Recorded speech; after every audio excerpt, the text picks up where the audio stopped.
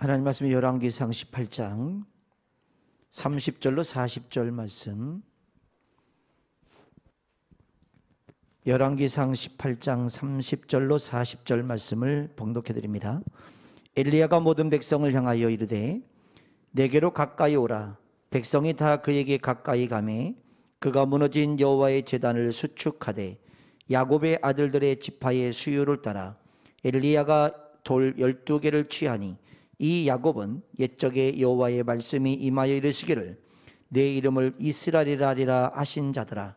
그가 여호와의 이름을 의지하여 그 돌로 제단을 쌓고 제단을 돌아가며 곡식 종자 두세 알을 둘 만한 또랑을 만들고 또 나무를 버리고 송아지의 각을 떠서 나무 위에 놓고 이르되 통 넷에 물을 채우다가 번제물과 나무 위에 부으라 하고 또 이르되 다시 그리하라 하여 다시는 다시 그리하니 또 이르되 세 번째 그리하라 하여 세 번째로 그리하니 물이 제단으로 흐르고 두루 흐르고 도랑에도 물이 가득 찼더라. 저녁 소재 드릴 때에 이르러 선지자 엘리야가 나아가서 말하되 아브람과 이삭과 이스라엘 하나님 여호와여, 주께서 이스라엘 중에서 하나님이신 것과 내가 주의 종인 것과 내가 주의 말씀대로 이 모든 일을 행하는 것을 오늘 알게 하옵소서. 여호와여 내게 응답하소서. 내게 응답하옵소서.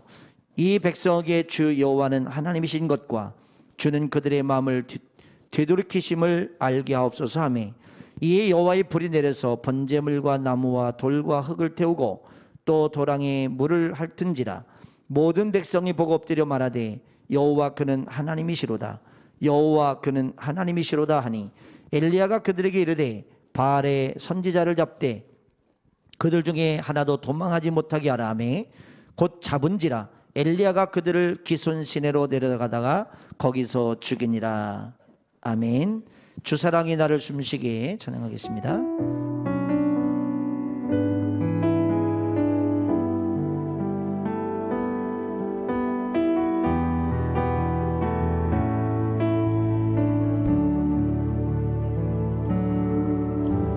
주 사랑이 나를 숨쉬게 해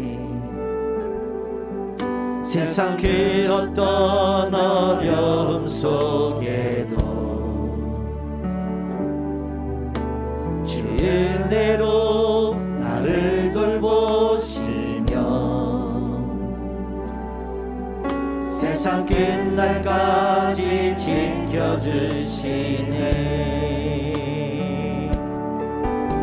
주 사랑이 나를 이끄시네. 내가 갈 수 없는 그곳으로 주의 사랑 나를 붙드시며 세상 끝날까지 인도하시네. 주님만이 내 아픔 아시며 주님만이 내 맘 어루만지네. 어느 누구도 나를 향하신 주님의 사랑을 끊을 수 없네. 주님만이 내 능력이시며 주님만이 나의 구원이시네. 어느 누구도 나를 향하신 주님의 사랑을 끊을 수 없네. 주 사랑이 나를 숨쉬게 주 사랑이 나를 숨쉬게 해 세상 그 어떤 어려움 속에도 주 은혜로 나를 돌보시며 세상 끝날까지 지켜주시네. 주 사랑이 나를 이끄시네. 주 사랑이 나를 이끄시네. 내가 갈 수 없는 그곳으로 주의 사랑 나를 붙드시며 세상 끝날까지 인도하시네. 주님만이 내 아픔 아시며 주님만이 내 맘 어루만지네. 어느 누구도 나를 향하시 주님의 사랑을 끊을 수 없네. 주님만이 내 능력이시며 주님만이 나의 구원이시네. 어느 누구도 나를 향하시 주님의 사랑을 끊을 수 없네. 다시 한번 고백합니다. 주님만이 내 아픔 아시며 주님만이 내 맘 어루만지네. 어느 누구도 나를 향하시 주님의 사랑을 끊을 수 없네. 주님만이 내 능력이시며 주님만이 나의 구원이시네. 어느 누구도 나를 향하시 주님의 사랑을 끊을 수 없네. 할렐루야. 아멘. 예, 반갑게 눈 인사하겠습니다. 코로나 때문에 소리도 잘 못 내고요. 예, 우리 눈 인사로 사랑합니다. 축복합니다. 눈에서 꿀이 뚝뚝 떨어지면 됩니다.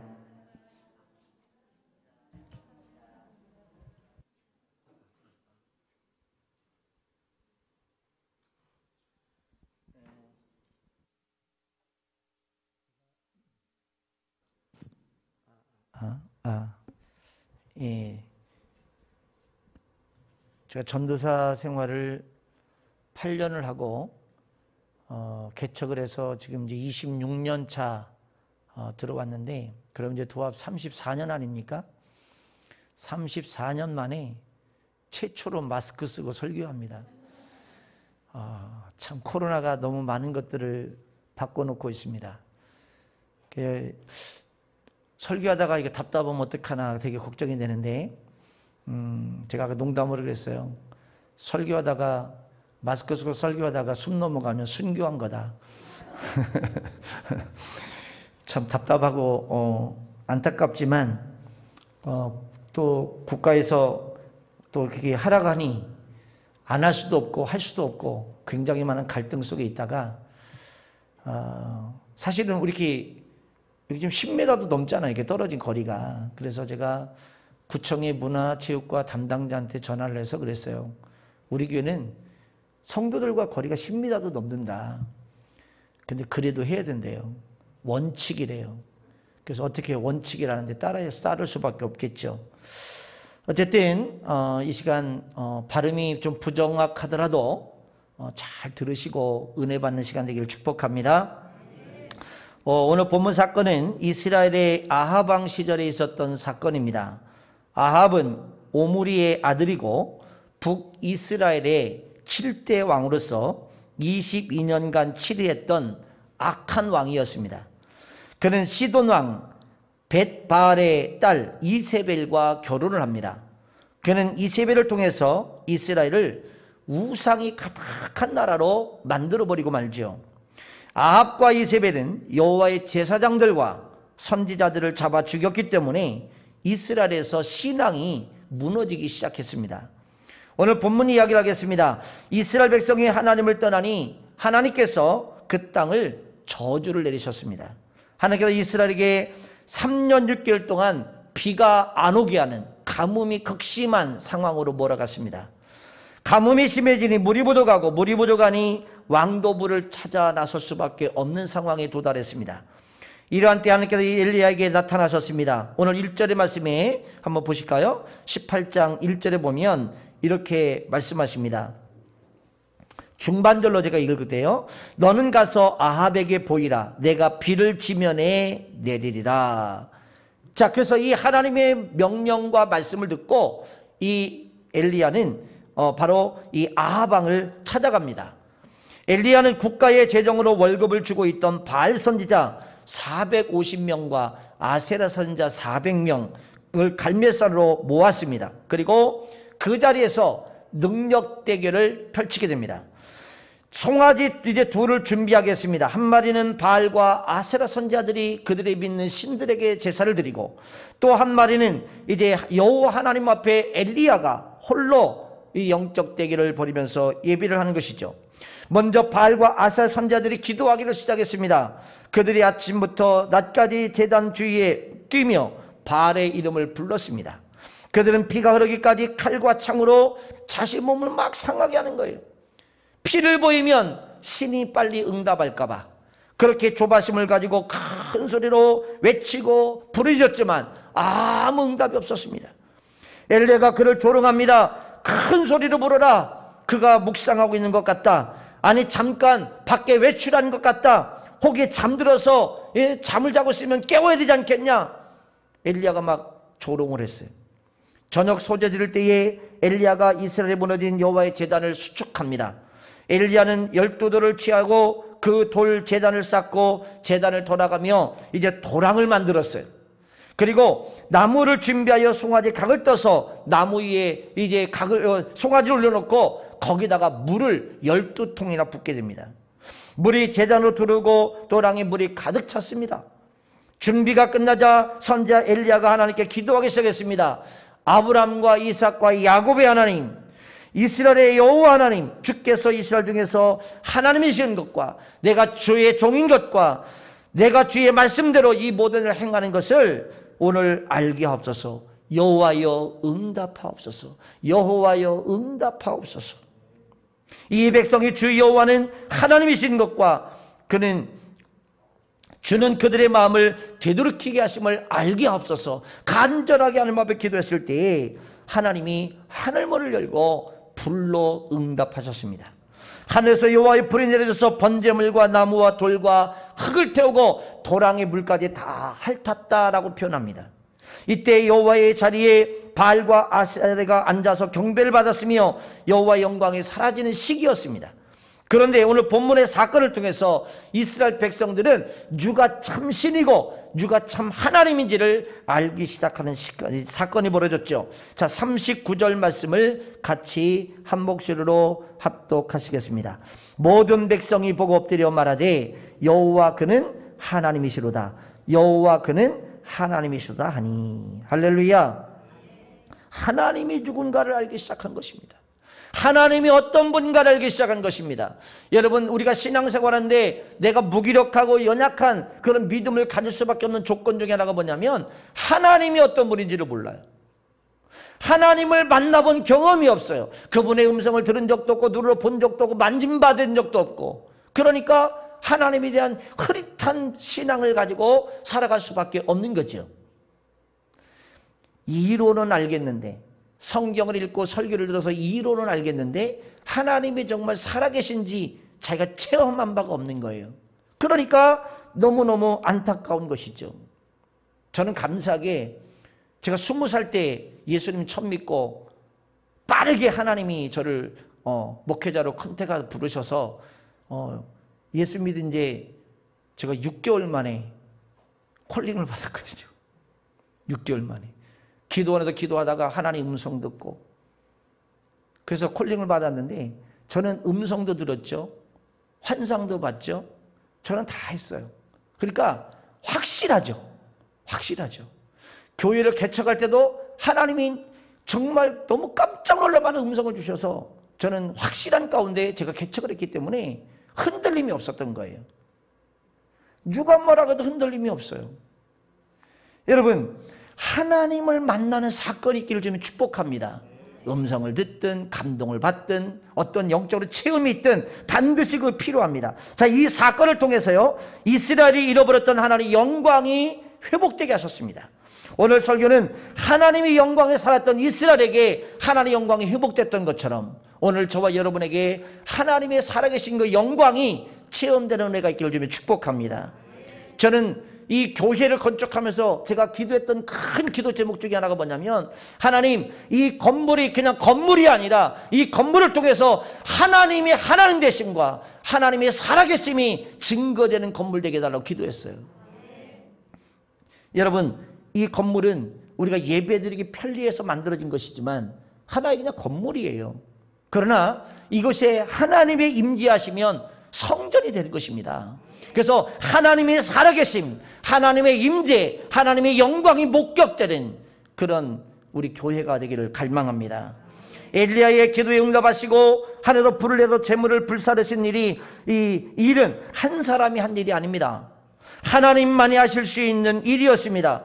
오늘 본문의 이 설교의 초점은 하나님이 불을 내리신 부분이 아니라 엘리야가 어떻게 초점을 맞췄느냐, 그 이유는 엘리야가 하나님의 영광을 회복하기 위해서 어떻게 했느냐, 이 시대에 우리가 하나님의 영광을 회복하기 위해서 무엇을 해야 되는지를 정확하게 가르쳐주고 있기 때문에 이 본문이 굉장히 중요한 거예요.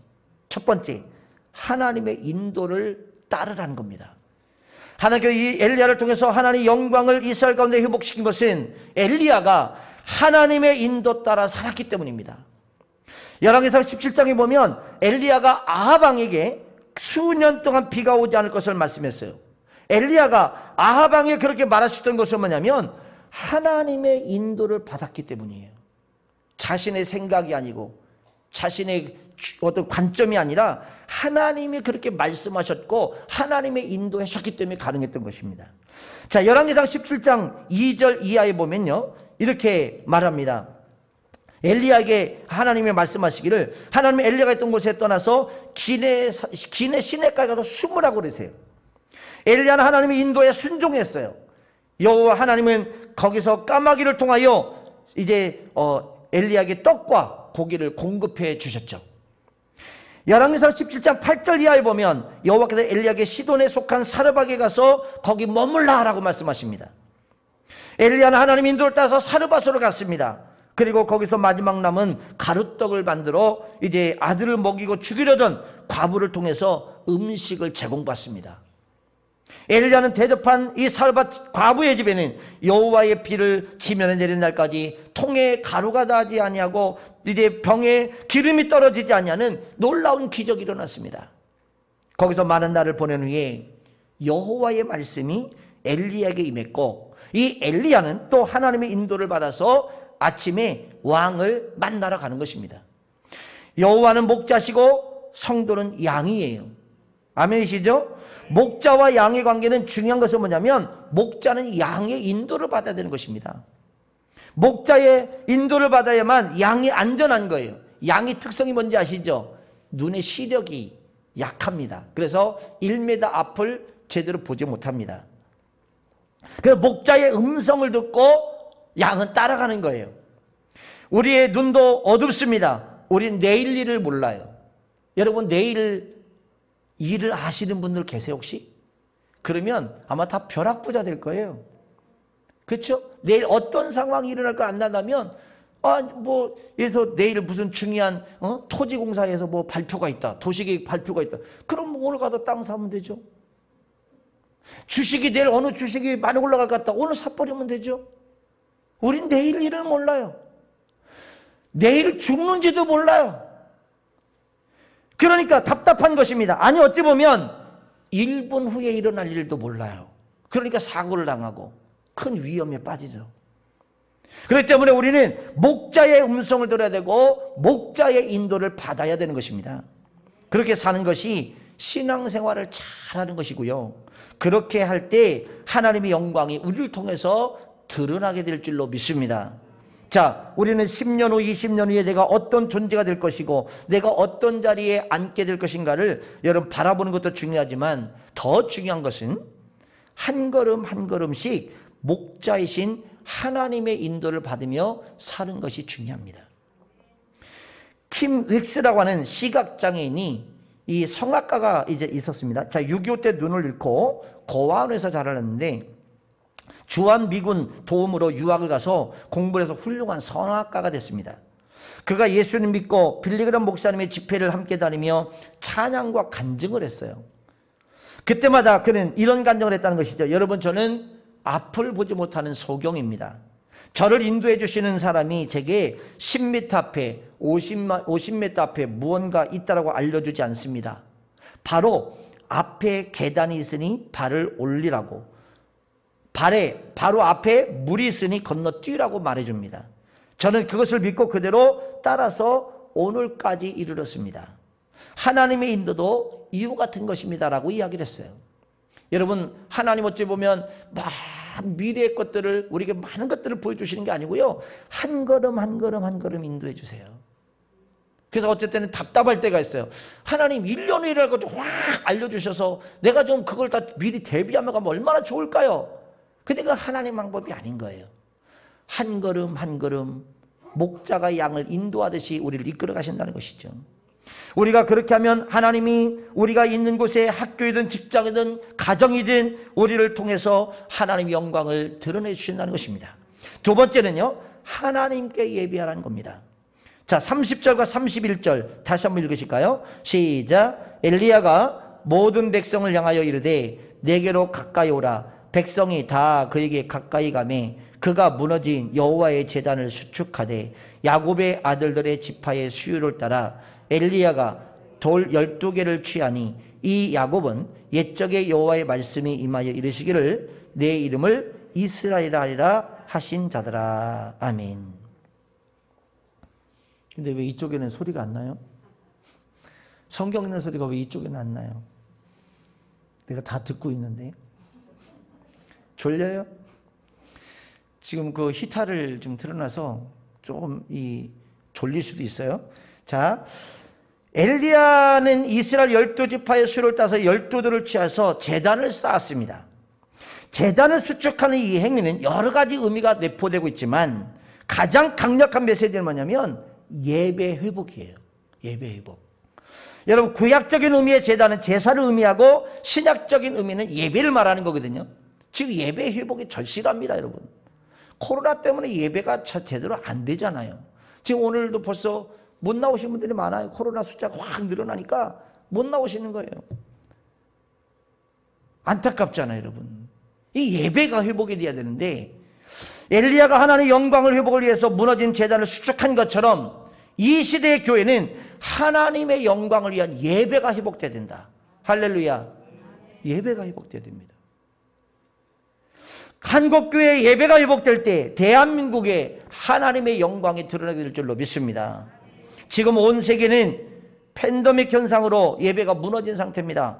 그리고 성도들 개인적으로도 예배가 무너지는 시대를 살고 있습니다. 사람들은 예배에 관심이 없습니다. 코로나 사태를 핑계대고 있지만 사실은 원래 예배에 관심이 없었고 원래 마음이 하나님에서 떠난 사람들인 거예요.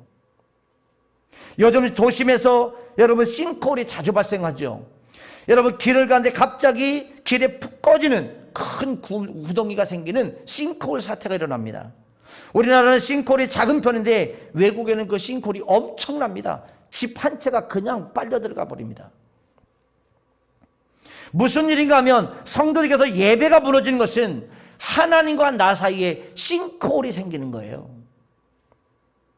반대로 하나님과 나 사이에 예배의 단이 견고하면 그것은 반석 위에 세워진 것과 똑같은 것입니다. 예배가 그만큼 중요합니다. 예배가 뭡니까? 하나님께 경배하는 의식이에요. 하나님을 하나님으로 인정해드리는 가장 확실한 방법은 뭐냐면 예배입니다. 예배. 그래서 예배가 회복되면 그 영혼이 살아나는 거예요. 예배가 회복되면 우리 신앙이 살아나는 거예요. 예배가 회복되면 우리의 삶의 회복이 일어나는 것입니다.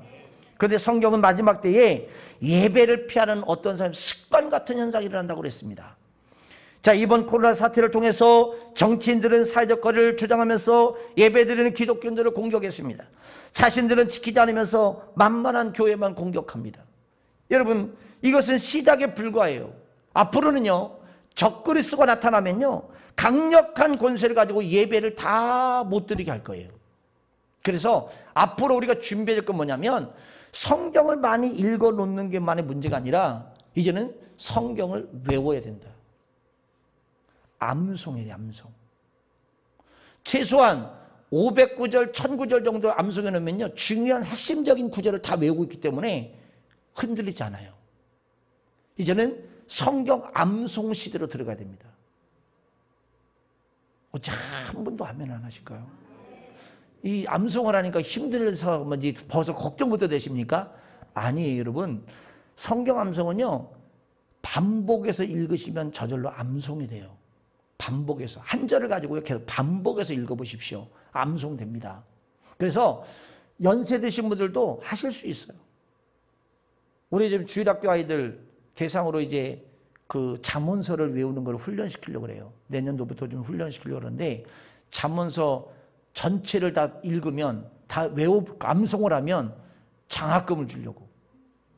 아이들한테. 그래서 단계별로 가려고 그래요. 단계별로. 1장부터 10장까지 외우면 일부에 장학금을 주고, 20장까지 외우면 일부에 장학금을 주고, 30장까지 읽으면 또 장학금을 주고. 부모님들이 걱정하시나요? 그런데 지금 어느 교회에서 아이들을 잠언서를 암송을 시켰더니요, 놀라운 일들이 발생하기 시작했어요. 뭐냐면 아이들의 집중력이 굉장히 뛰어나기 시작했어요. 집중력이 뛰어나지면서 아이들이 성적이 쑥쑥쑥쑥 올라가는 거예요. 할렐루야. 여러분, 유태인들이 성경 암송시키는 훈련법 아십니까? 성인식을 하기 전까지요, 모세오경을 다 외우게 만듭니다. 모세오경이 뭔지 아시죠? 창세기, 출애굽기, 레위기, 민수기, 신명기 5권의 책을 다 외워요. 외워.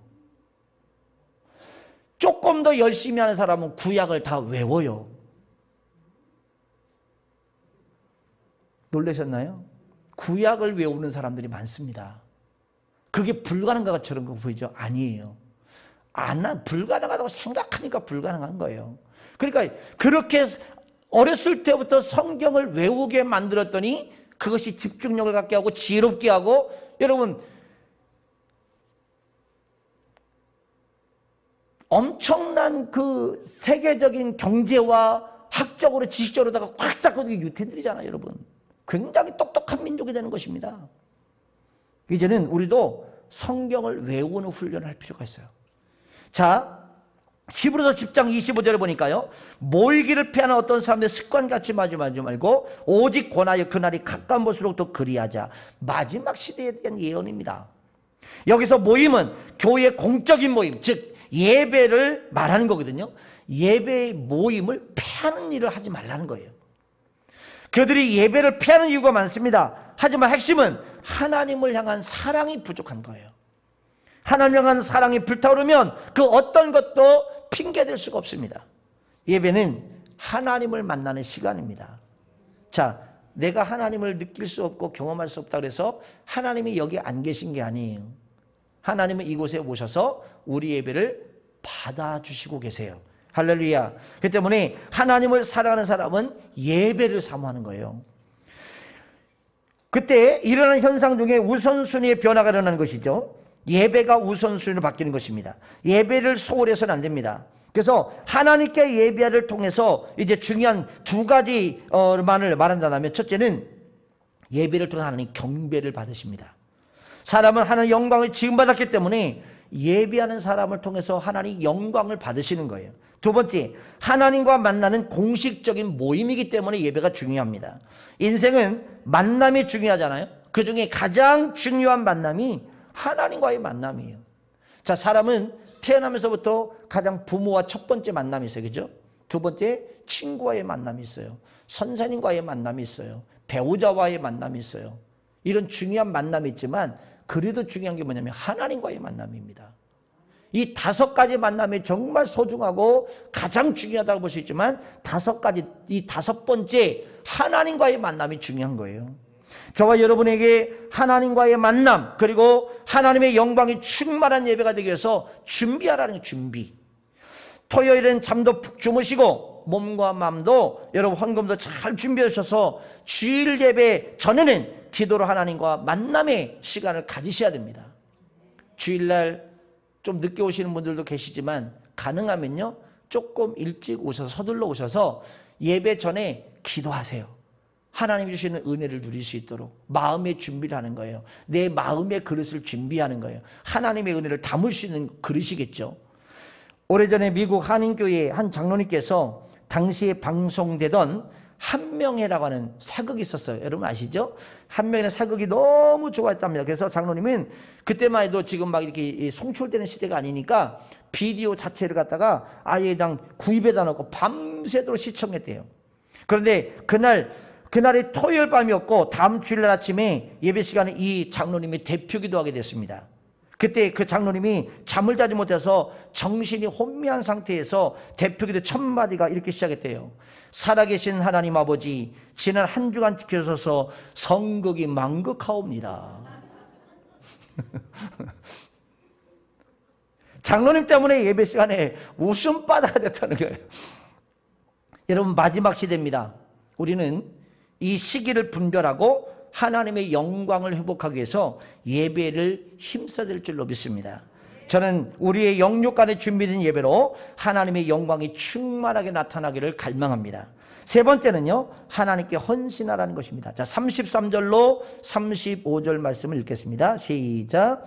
또 나무를 버리고 송아지의 각을 떠서 나무 위에 놓고 이르되 통 넷에 물을 치우다가 번제물과 나무 위에 부으라 하고 또 이르되 다시 그리하라 하여 다시 그리하니 또 이르되 세 번째로 그리하라 하여 세 번째로 그리하니 물이 제단으로 두루 흐르고 또랑에도 물이 가득 찼더라. 아멘. 자, 여기 보면 통 넷에 물을 치우다가 이 번제물과 나무 위에 붓는 일을 3번을 했어요. 그래서 3, 40이 12통이 들어간 겁니다. 물이 제단으로 두르고 또랑에 물이 가득 채워졌다 그랬습니다. 이것이 무엇을 말하는 것입니까? 헌신을 뜻하는 거예요. 왜 헌신이냐? 3년 6개월 동안 비가 오지 않았던 시기예요. 물을 구하는 게 너무너무 힘든 시기였어요. 그런데 거기에 12통 갖다 부었어요. 엄청난 헌신이죠. 성경에 물을 부은 사건이 사무엘하 23장 16절에도 보면 나옵니다. 새 용사가 블레셋 사람의 진영을 돌파하고 지나가서 베들레헴 성문 곁 물을 귀로 가지고 다윗을 가져왔으니 다윗이 마시기를 기뻐하지 않냐고 그 물을 여호와께 부어드리며 라는 말씀이 나옵니다. 자, 이 말씀이 무슨 말이냐면 블레셋 군대가 다윗의 고향인 베들레헴을 점령하고 있었어요.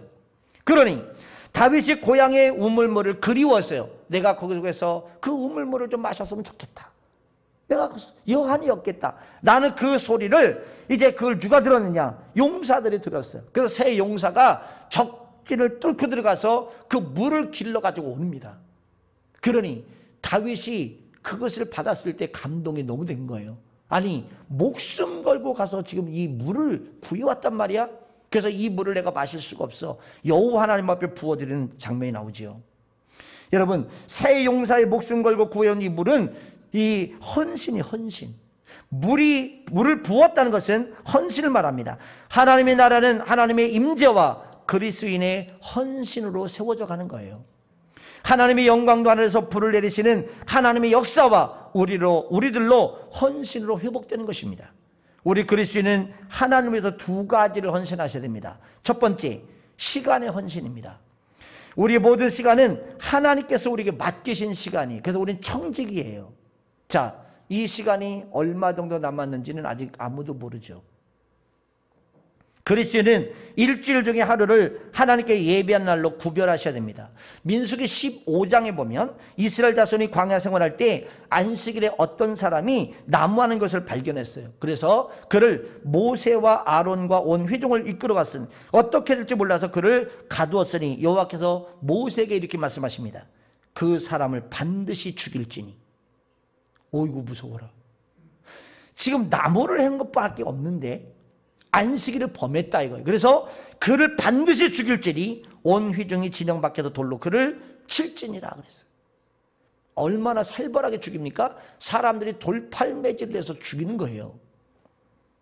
그 사람은 안식일에 나무했다는 죄 때문에 돌에 맞아 죽었습니다.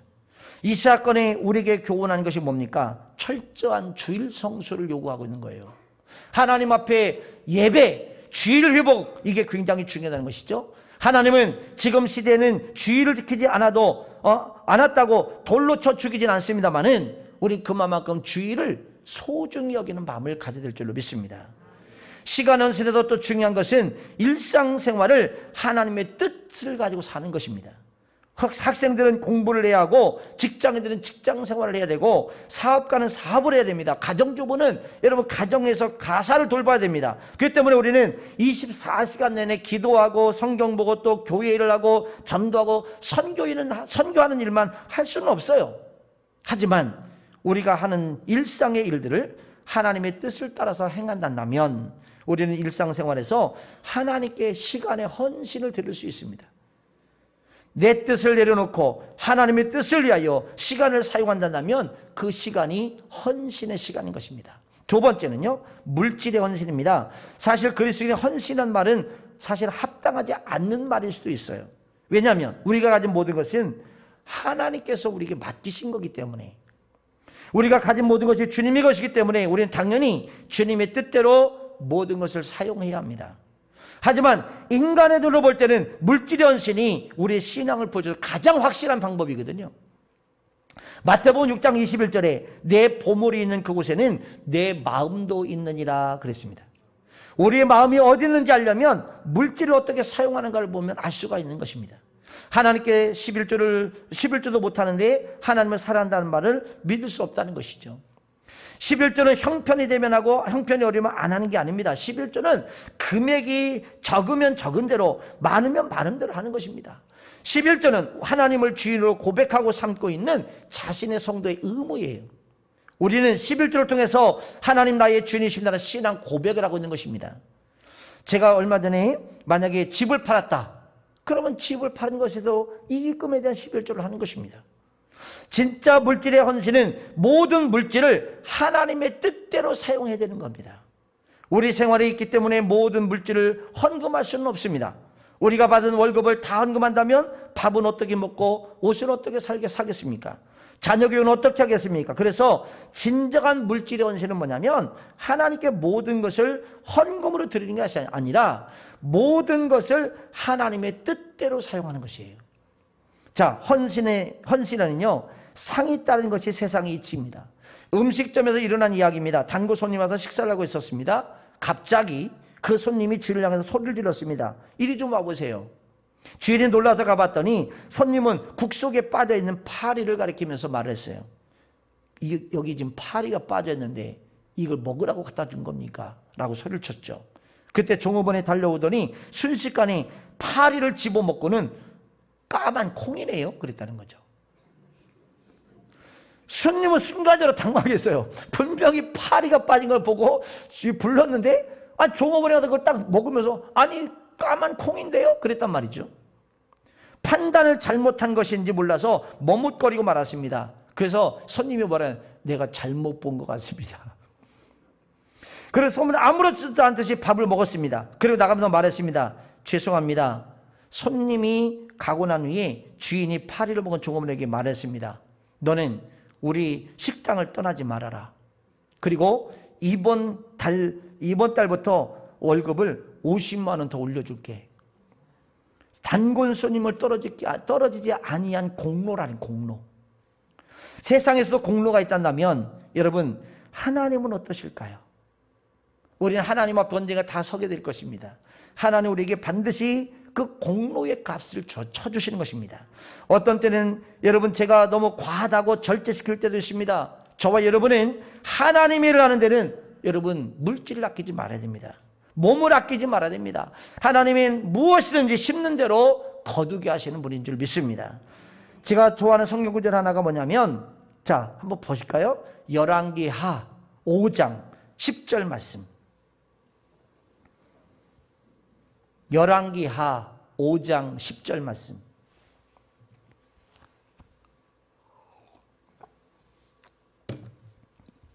같이 한 목소리로 한번 읽으시죠. 열왕기하 5장 10절 시작.